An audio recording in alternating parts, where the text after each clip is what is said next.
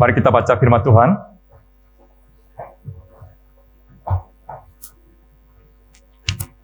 Ulangan. Ada 3 ayatnya. Ulangan 16, ayat 19 sampai 20. Mari kita baca sama-sama. 1, 2, 3. Janganlah memutarbalikkan keadilan. Janganlah memandang bulu dan janganlah menerima suap. Sebab suap membuat buta mata orang-orang bijaksana dan memutarbalikkan perkataan orang-orang yang benar. 20. Semata-mata keadilan itulah yang harus kejar, supaya engkau hidup dan memiliki negeri yang diberikan kepadamu oleh Tuhan Allahmu. Kedua, Ulangan pasal 6 ayat 5. Mari kita baca sama-sama. 1, 2, 3.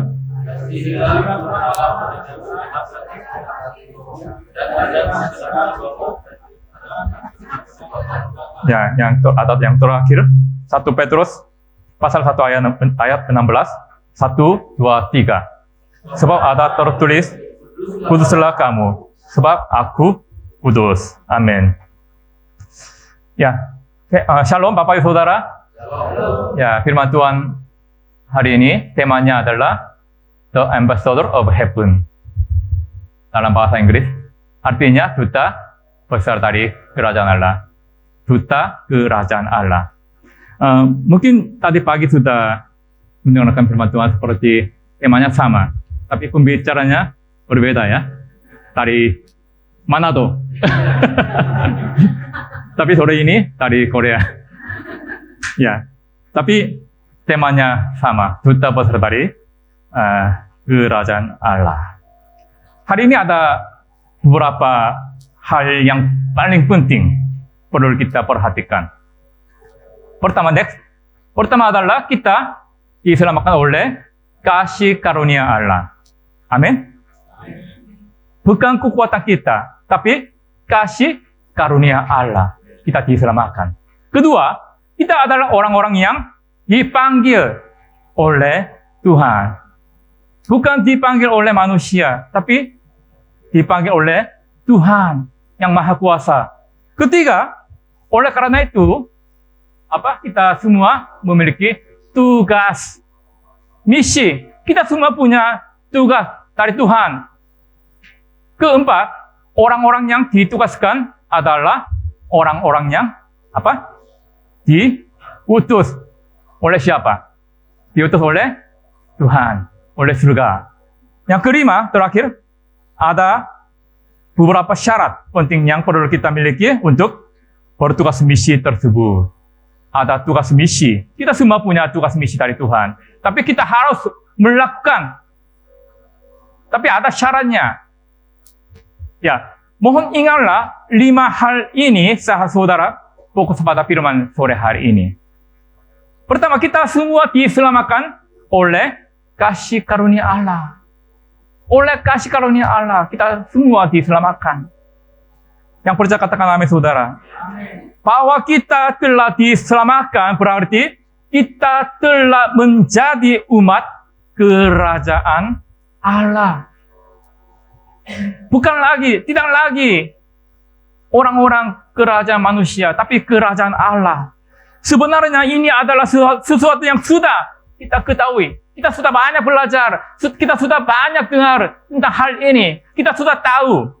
Namun, banyak orang Kristen yang merupakan hal ini dalam hidup.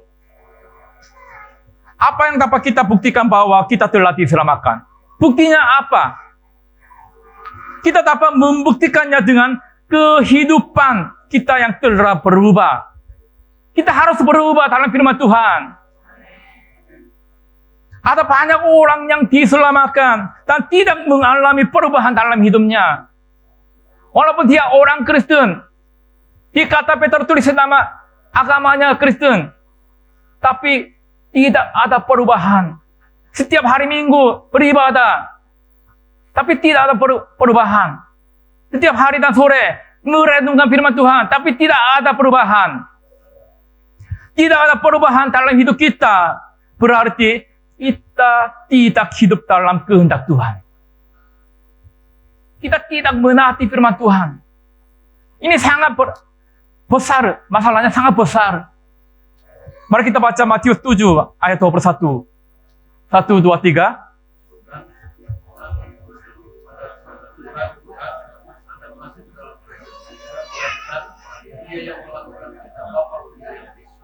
Ya, di atas salah terus ya, Matius 7 ya.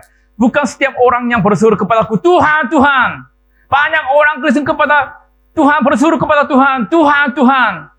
Aku percaya kepada Tuhan. Tapi bagaimana? Bukan semua orang tidak masuk ke surga. Kita harus hidup sesuai dengan firman Tuhan. Amin. Tuhan menuntut ketaatan dari kita. Ketika kita taat kepada Tuhan, perubahan terjadi dalam hidup kita. Kita harus taat kepada Tuhan. Pentingnya orang Kristen dalam masyarakat terlalu besar.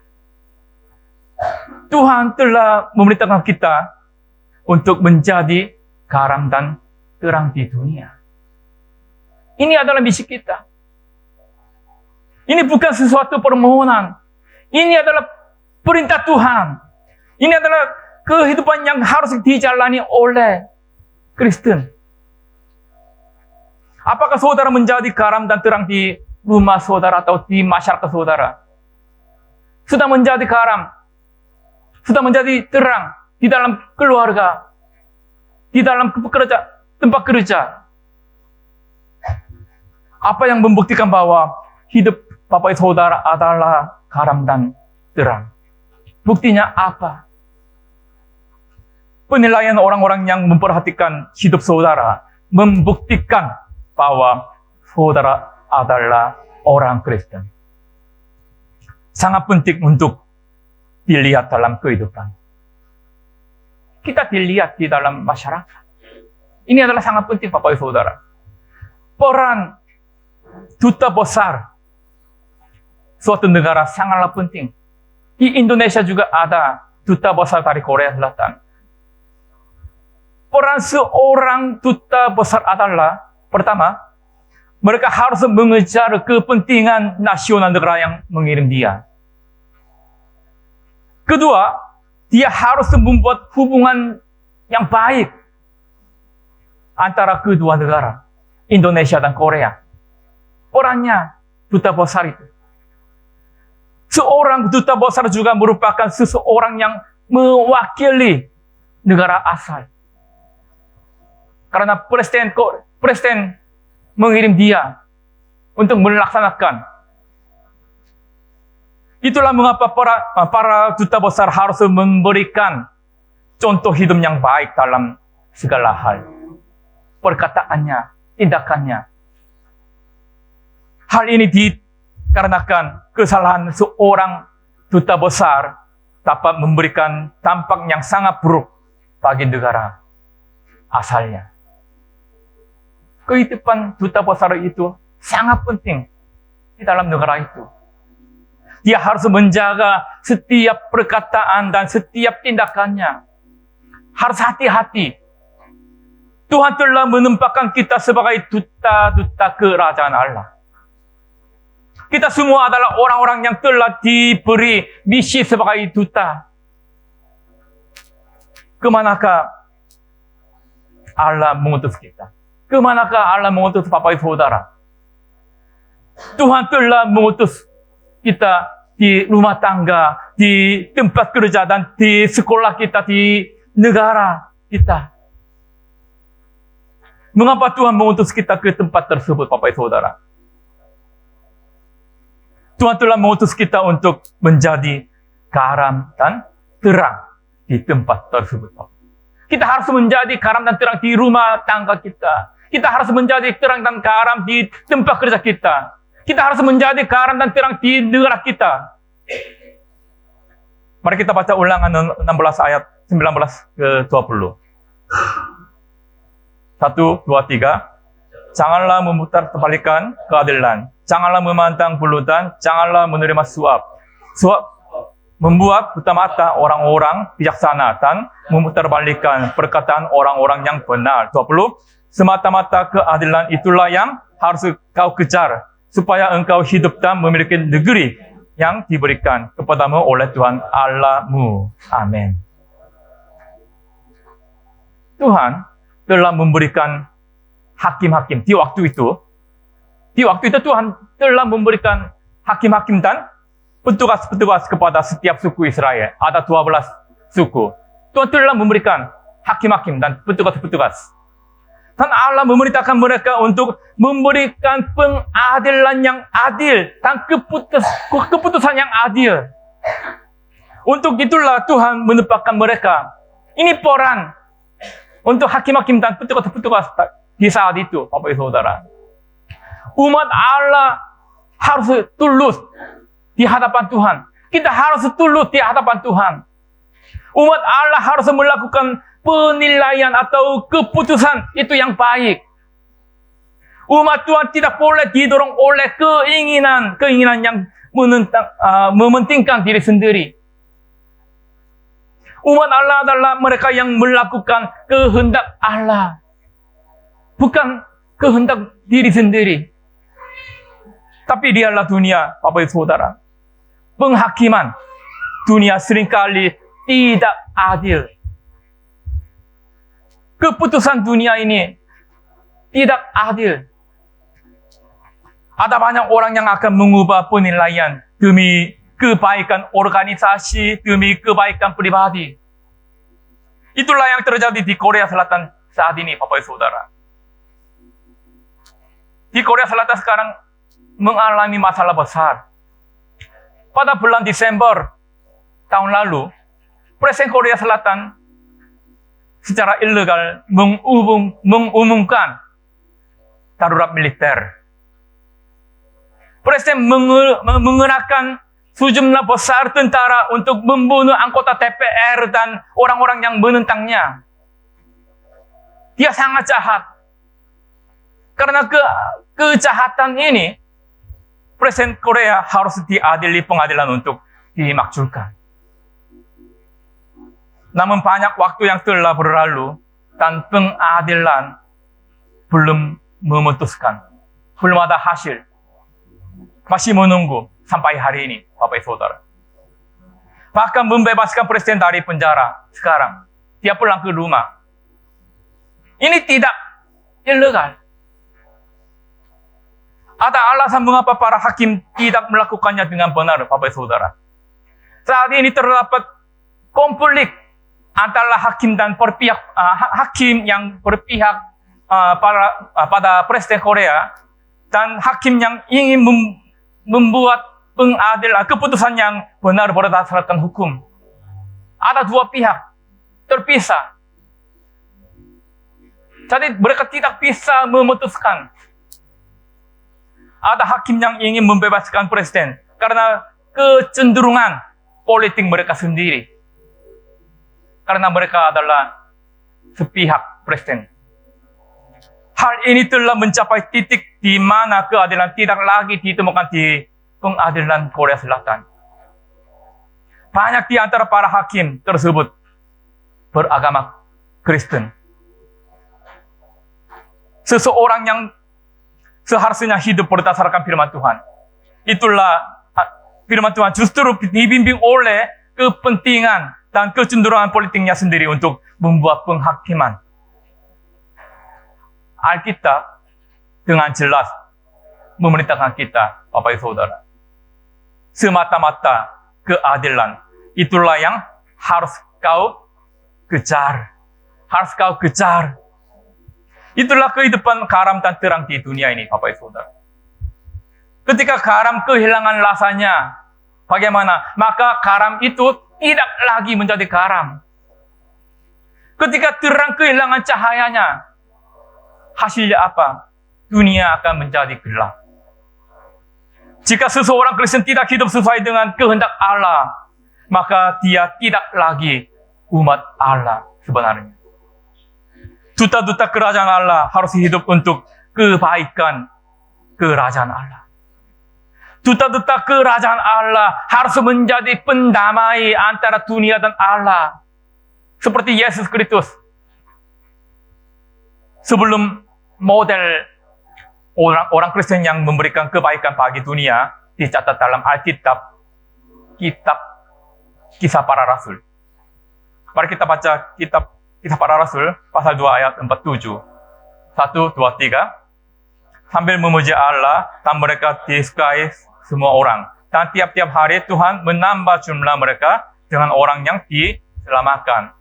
Ini modelnya sangat baik untuk gereja hari ini. Anggota gereja mula-mula memberikan teladan kekristenan bagi dunia. Mereka hidup seperti yang telah Yesus lakukan. Mereka hidup sesuai dengan kehendak Tuhan dan disukai oleh masyarakat.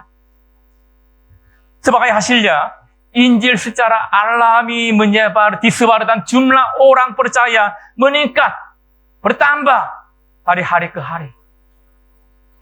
Inilah buah dari kehidupan Kristen yang sejati. Kita harus menjadi orang Kristen sejati. Ketika kita hidup sebagai orang Kristen di dunia, ada banyak penganiayaan. Namun ketika kita hidup sebagai orang Kristen sejati, Injil Yesus secara alami disebar melalui hidup kita. Amin. Putri saya berada di Amerika Serikat. Sebentar lagi dia akan wisuda bulan Mei. Dia punya teman yang dulunya percaya kepada Tuhan. Tapi sekarang sudah kehilangan imannya. Namun perubahan itu terjadi luar biasa. Ketika teman itu bertemu dengan putri saya. Melalui putri saya, imannya semakin dalam, semakin berubah, semakin dalam. Suatu hari dia mengatakan sesuatu kepada putri saya. Dia mengatakan bahwa dia mengenal banyak orang Kristen di sekitarnya. Tetapi dia belum pernah bertemu dengan seorang teman yang begitu serius tentang Yesus seperti putri saya. Ketika dia bertemu dengan putri saya, dia melihat kehidupan anak saya. Dia mendengar perkataan dan perbuatannya yang secara alami memotivasinya untuk mengenal Tuhan melalui kehidupan anak saya. Saya bersyukur kepada Tuhan ketika saya mendengar cerita ini. Kita harus membuat Yesus dikenal oleh dunia melalui hidup kita. Amin. Perkataan kita, tindakan kita. Inilah kehidupan mereka yang dipanggil oleh Tuhan. Kita semua sudah dipanggil Tuhan. Tuhan telah memberi kita masing-masing sebuah misi. Kita punya tugas. Dan kita harus melaksanakan misi tersebut dalam kehidupan kita masing-masing. Ini seperti seorang duta besar dari Korea Selatan yang datang ke Indonesia dan melaksanakan tugas-tugas orang duta besar. Kita harus memenuhi tugas kita sebagai duta-duta kerajaan Allah di tempat kita masing-masing, di mana Tuhan telah mengutus kita. Di rumah tangga, di tempat kerja, di sekolah, di masyarakat. Yesus memberi teladan sebagai duta kerajaan Allah. Ada contoh. Yesus sudah menjadi contoh bagi kita. Dalam banyak hal, Yesus memberi kita teladan tentang bagaimana kita harus hidup di dalam masyarakat. Yesus menunjukkan kepada kita bagaimana hidup sebagai penyembah yang sejati. Sebagai orang Kristen sejati. Penyembahan kepada Tuhan adalah bagian yang tidak terpisahkan dari kehidupan Kristen. Tetapi Yesus menunjukkan kepada kita dalam kehidupannya sendiri bagaimana kehidupan orang-orang yang percaya kepada Allah. Yesus melayani orang-orang miskin dan orang-orang sakit. Di tempat-tempat paling rendah, Yesus datang kepada mereka. Dan dia memenuhi kebutuhan rohani dan jasmani mereka. Yesus tidak pernah sekalipun mencari keuntungan bagi dirinya sendiri. Di bumi, Yesus hidup hanya untuk memberitakan kerajaan Allah, untuk kepentingan kerajaan Allah. Bagaimanakah kehidupan seorang duta kerajaan Allah seperti yang ditunjukkan oleh Yesus? Jawabannya adalah mengasihi Tuhan dan mengasihi sesama kita. Ini caranya, Bapak Ibu Saudara. Karena Yesus mengasihi Allah, Dia menaati firman Allah sepenuhnya. Karena Yesus mengasihi sesamanya, Dia memikul salib demi umat manusia. Jika Bapak Ibu Saudara benar-benar mengasihi Tuhan, taatlah firman Tuhan. Mari kita baca Mika pasal 6 ayat 8. 1, 2, 3. Hai manusia, telah diberitahukan kepadamu apa yang baik, dan apakah yang dituntut Tuhan daripadamu, selain berlaku adil, mencintai kesetiaan, dan hidup dengan rendah hati di hadapan Allahmu. Amin. Kita harus hidup seperti ini, Bapak Ibu. Ibadah, penyembahan adalah bagian yang sangat penting dalam orang Kristen. Namun, Tuhan menempatkan nilai yang lebih tinggi pada kehidupan Kristen daripada penyembahan formal. Ada yang lebih tinggi. Mari kita baca Yesaya 1 ayat 11 sampai 17. Agak panjang ya. 1, 2, 3. Untuk apa itu kurbanmu yang banyak-banyak? Firman Tuhan, aku sudah jumu akan kurban-kurban bakaran berupa domba jantan, dan akan lemak dari anak lembu, gemukan, darah lembu jantan dan domba-domba dan kambing jantan tidak kusukai. 12. Apabila kamu datang untuk menghadapi siapakah yang menuntut itu daripadamu, bahwa kamu menginjak-injak perintahan paling suciku. 13. Jangan lagi membawa persembahanmu yang tidak sungguh, sebab baunya kalau kamu merayakan bulan baru dan Sabat, atau mengatakan pertemuan-pertemuan, aku tidak tahan melihatnya. 14. Perayaan bulan barumu dan pertemuan-pertemuanmu yang tetap, aku benci melihatnya. Semuanya itu menjadi beban bagiku, aku telah payah menanggungnya. 15. Apabila kamu menatakan, aku akan memalingkan mukamu. Bahkan sekalipun kamu berkali-kali berdoa, aku tidak akan mendengarkannya, sebab tanganmu penuh dengan darah. 16. Basuhlah, bersihlah dirimu. Jauhkanlah perbuatanmu yang jahat daripada mataku. Berhentilah berbuat jahat. Tidak tampil. Ya, 17. Saya baca. Berjalanlah berbuat baik, usahakanlah keadilan, kendalikanlah orang kejam. Belalah hal anak-anak yatim, perjuangkanlah perkara janda-janda. Amin. Kita perlu fokus pada firman Tuhan ini, Bapak Ibu Saudara.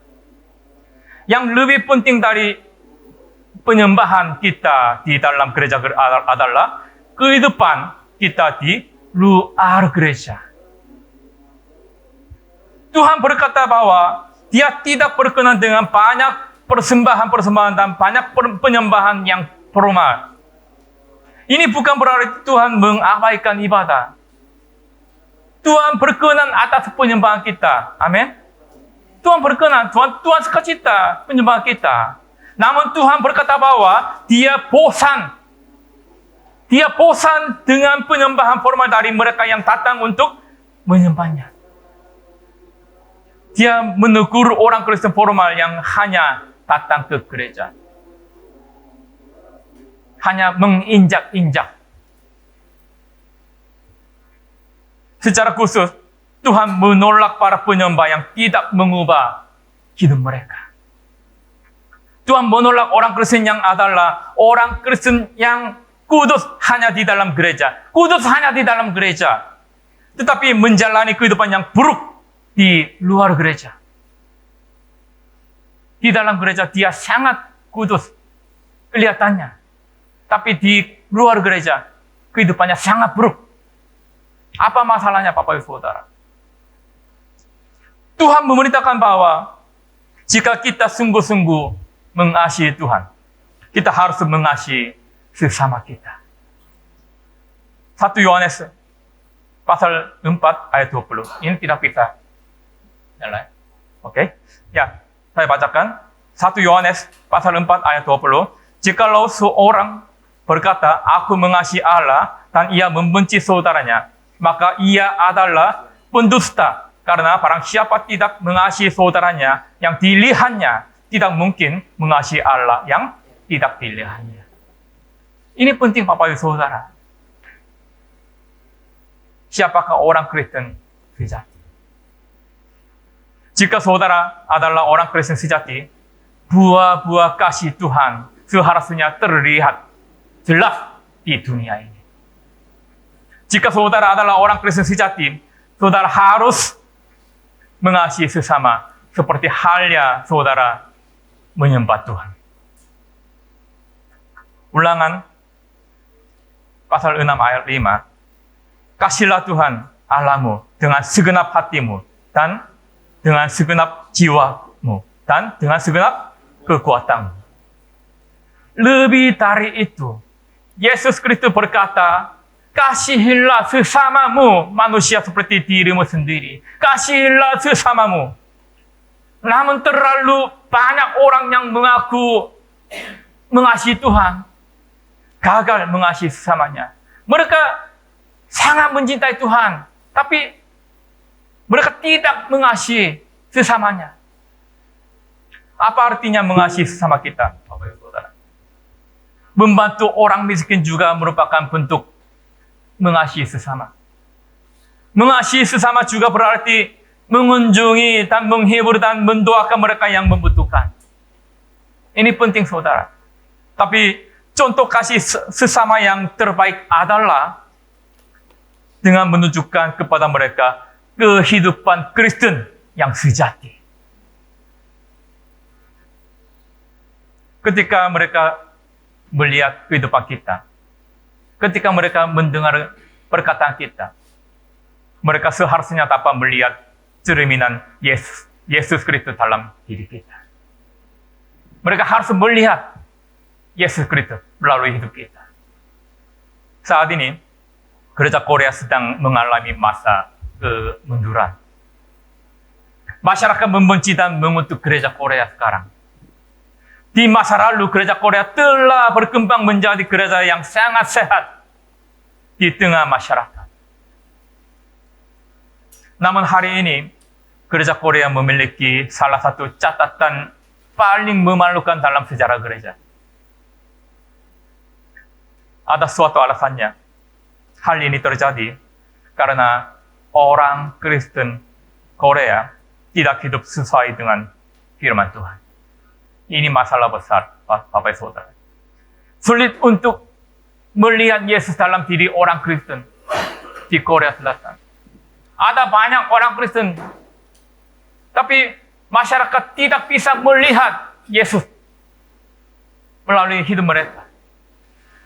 Masyarakat yang melihat keegoisan orang-orang Kristen Korea semakin berpaling dari gereja. Ini adalah realitas yang tidak menyenangkan dari Gereja Korea saat ini, saudara. Sangat jauh berbeda dengan kondisi gereja mula-mula. Jumlah orang percaya semakin hari semakin berkurang. Ada banyak gereja Korea tidak memiliki sekolah minggu di saat ini. Saya melihat hal ini di gereja Korea dan mendapati bahwa hal ini sama seperti imam bangsa Israel dalam perjanjian lama. Gereja Korea memiliki kekayaan di saat ini. Ada banyak bangunan gereja yang indah dan besar. Fasilitas ibadahnya di ruangan adalah yang terbaik dari yang terbaik. Semuanya bagus-bagus.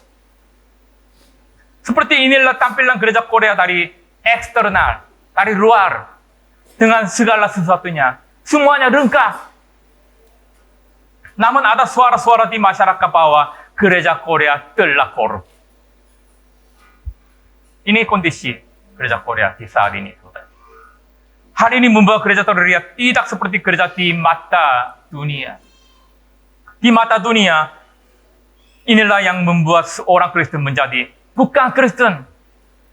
Dia bukan Kristen. Apa yang hilang dari gereja Korea di hari ini? Gereja semakin hilang kekudusan. Kekudusan itu sangat penting di dalam orang Kristen.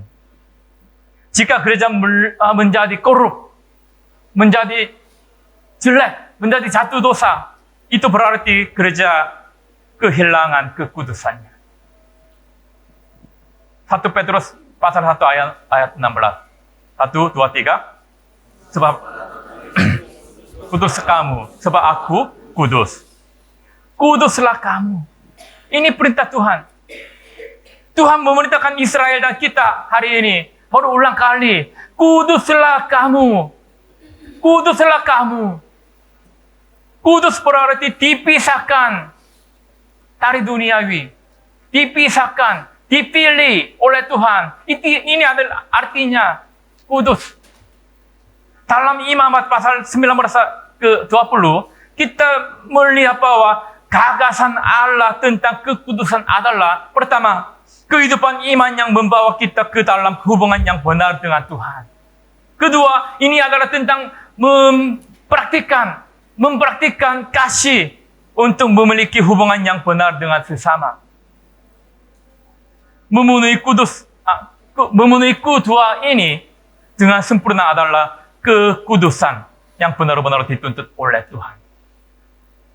Tuhan menyuruh kita untuk memiliki iman yang melaksanakan. Bukan hanya ketahuan, tapi kita harus melaksanakan. Yakobus berkata, jika iman itu tidak disertai perbuatan, maka iman itu pada hakikatnya adalah mati. Tidak ada perbuatan, ini adalah mati. Iman itu mati. Hanya ada satu alasan mengapa gereja Korea begitu dikritik oleh dunia saat ini. Dibenci oleh masyarakat. Itu adalah kehilangan kekudusan. Ketika semakin banyak orang memiliki iman tanpa perbuatan, gereja Korea mulai dibenci oleh dunia. Tuhan menunjukkan kepada kita, murid-muridnya melalui kehidupannya, apa itu kekudusan sejati dan iman sejati. Apa itu kekudusan dan apa itu iman sejati. 1 Petrus pasal 1 ayat 15. 1, 2, 3. Tetapi hendaklah kamu menjadi kudus di dalam seluruh hidupmu, sama seperti Dia yang kudus, yang telah memanggil kamu. Hendaklah kamu menjadi kudus di dalam seluruh hidup. Kekudusan ada dalam tindakan kasih. Seperti apakah seharusnya kehidupan seorang Kristen yang mengaku sebagai anggota umat Allah harus ada iman kepada Tuhan dalam hidup kita dan kasih yang berakar pada iman tersebut.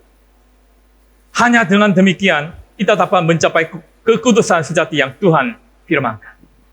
Kita bukan umat Allah hanya karena kita menjadi anggota gereja. Dia bukan umat Allah. Kita harus menghidupi misi kita sebagai umat Allah. Ketika orang Kristen mengikuti keinginan mereka sendiri dan bukannya mengikuti kehendak Tuhan, maka komunitasnya akan menderita. Keserakahan pribadi tidak boleh masuk ke dalam pekerjaan Tuhan. Abraham, contohnya, Abraham taat ketika Allah memerintahkannya untuk mempersembahkan Ishak sebagai korban. Abraham meletakkan pikiran pribadinya di hadapan Allah. Di Taman Getsemani, Yesus berdoa agar dia mengikuti kehendak Allah daripada kehendaknya diri sendiri. Umat Tuhan adalah mereka yang mengikuti kehendak Tuhan sepenuhnya. Dia adalah umat Tuhan. Duta besar bukanlah orang yang menegaskan ide-ide mereka. seorang duta besar adalah seseorang yang mengikuti kehendak pemerintah yang mengutusnya. Hal yang sama juga berlaku bagi para duta kerajaan Allah. Kita yang dipanggil sesuai dengan kehendak Allah haruslah menjadi orang-orang yang berjalan dalam kehendak Tuhan. Matius 7 ayat 21. Mari kita baca sama-sama. 1, 2, 3. Bukan setiap orang yang bersuruh kepadaku, Tuhan, Tuhan, akan masuk ke dalam kerajaan surga, melainkan dia yang melakukan kehendak Bapa-Ku yang di surga. Melainkan dia yang melakukan kehendak Bapa-Ku yang di surga. Hari ini kita belajar bahwa kita dipanggil untuk menjadi duta-duta kerajaan Allah. Tidak semua orang yang menjadi anggota gereja adalah umat kerajaan Allah. Tidak semua orang yang beribadah dan memuji Tuhan di gereja adalah orang Kristen. Ketika kita hidup sebagai orang Kristen sejati dalam kehidupan kita, disitulah buah-buah transformasi akan terlihat. Saya undang tim musik maju depan. Kita harus menjalani kehidupan yang berpadanan dengan Injil Kristus. Menjalani kehidupan yang berpadanan dengan Injil Kristus berarti mempercayai Injil Yesus Kristus, merespons firman Tuhan, dan hidup untuk menggenapi kehendak Allah. Ini adalah menjalani kehidupan yang berpadanan dengan Injil Kristus.